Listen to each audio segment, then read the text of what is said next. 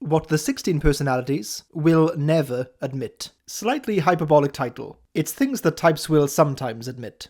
ESTPs. That their uncertainty about their own future causes them anxiety. More than this, that their confident approach to life is not always indicative of an inner confidence. Sometimes milking and embracing the joys and pleasures of the moment is a mask for having to think about bigger questions in their life, about their values and direction. ISTPs. That despite their intense need for independence and solitude, isolation, and even loneliness is something that concerns them, either because they can easily fall into it, or that they might end up there by mismanaging their relationships, the rules of which can sometimes seem mysterious and illogical to them. INFJs. That, at times, they can be scared to truly live and embrace the life that exists outside of their own heads. The world can be a chaotic and dangerous place, and for the often intellectual, academic, introverted, bookwormish INFJs, they can explore that chaos, danger, and whatever else in their own minds, but sometimes forget to actually live it out. ENFJs. What's the polite way to say this? ENFJs will never admit that they sometimes find other people to be, stupid at times. I think it comes from the fact that ENFJs will often bite their tongue in situations where they know better than the person, simply to spare their feelings. It can be frustrating for ENFJs to see which way the wind is blowing, and A, not feel able to bluntly point that out to people, and B, not be listened to when they do. ENTPs. That they sometimes feel hollow. This is something I've actually heard directly from ENTPs I've known as well. It's a mixture of being focused externally, analysing the outside world, pursuing projects, plans, ideas, adventures, and not spending much time thinking about their own values and what they stand for, so to speak. They see both sides of things simultaneously, and because they can entertain so many perspectives at the same time, this can leave them feeling like they don't have an easily definable identity. INTPs. That their actions only capture a tiny amount of their brain's potential. Not only that, I think they also feel like they struggle greatly to verbalize their thoughts. For the most part, INTPs enjoy observing and understanding, but failing to translate that into impact is a worry that will often pop up in their more reflective moments. It's a question not of, what do I know, which is a lot, but rather, what have I done with that knowledge? ISFJs. That they see dangers everywhere.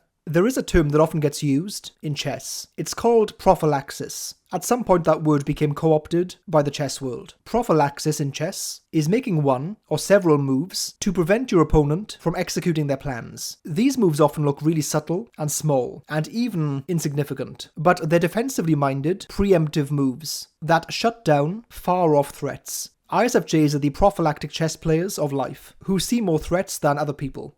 ESFJs. That relationships rob them of their time to focus on and develop themselves, and sometimes they are overwhelmed by managing all of the multitudes of relationships in their lives. They are people lovers, but that doesn't come without a cost. To be a giver is to sometimes forego being a getter. ESFJs need to be careful not to spread themselves, their time, effort, and thoughtfulness too thin. ENTJs. That their foot is on the gas too much. Slowing down is not something that ENTJs are fond of. In fact, waiting around is just about the worst thing for them, especially when they're being held up by something or someone stupid. This isn't often said about ENTJs, but they really do embrace and devour life. However, sometimes slowing down, taking stock, evaluating and re-evaluating their lives is something they should also do, not least to avoid burnout. ENFPs.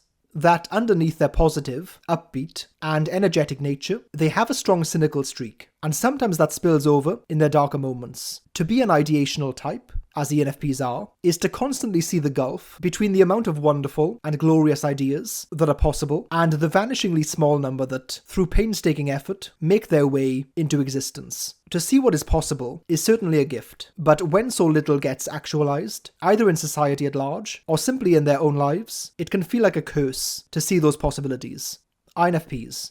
That they worry we might be doomed because unfairness might be a fundamental feature of society and even life overall. INFPs, archetypically, defend individuality against homogenized, standardized, and systematic structures. But INFPs do also realize the power of those things, that there's a need for society to be structured in a certain way. They're not blind to that. This presents a problem, namely, that their preferred way that things should be might not be functional or doable. If some people don't function as cogs in the machine, then the machine won't work, and maybe it needs to work, at least in some areas. The thought that unfairness is inevitable is something that deeply bothers INFPs. ISTJs. That sometimes they'd prefer no change, even to good change. When you're someone who can attain the level of mastery over their lives that ISTJs can, then the status quo can become appealing, mainly because it allows them to maintain the competitive advantage that they've built up for themselves. The stereotypes of ISTJs, being change-averse, isn't necessarily out of fear of the new, but more often, it's about them not seeing any point in trading a great position for a tenuous and uncertain one. ESTJs. That doing is a mask for deep reflection. ESTJs are insatiable and unstoppable when they're in gear, and they're almost always in gear. However, this unabating focus on tasks and getting things done can be a handy distraction from looking inwards and reflecting on whether they're truly getting what they want from their lives. Sometimes ESTJs need to stop and just ponder. INTJs. That they are in fact idealists. That biting and brutal criticism that INTJs will often dish out about just about everything and everyone can certainly seem like it comes from a place of giving up on how useless people are or society is. But this obscures the fact that they want things to improve, and if given the chance, they will try to improve things in a way that's much more akin to the mindset of an idealist. Although I'm sure they'd call themselves realists who are just more ambitious. ISFPs. That sometimes they would just like to fit in, despite their status as people who will happily swim against the tide when need be. Sometimes that's a recipe for a difficult life. They are a curious combination of fierce and very chilled out. When they're in the latter mood, simply going with the flow is much more preferable to them. ESFPs. That they wish they didn't feel as intensely as they do. This isn't often mentioned about ESFPs, but one of the reasons that ESFPs are seen as, and can indeed be, impulsive, is because of the immense intensity of feelings that they are sometimes possessed by. They are not anti-planning in that sense. In fact, they can be very structured and organised. They just have a preference for living on impulse, often. Although their life might be far less exciting, there are times when they would love to be able to switch off this side of them.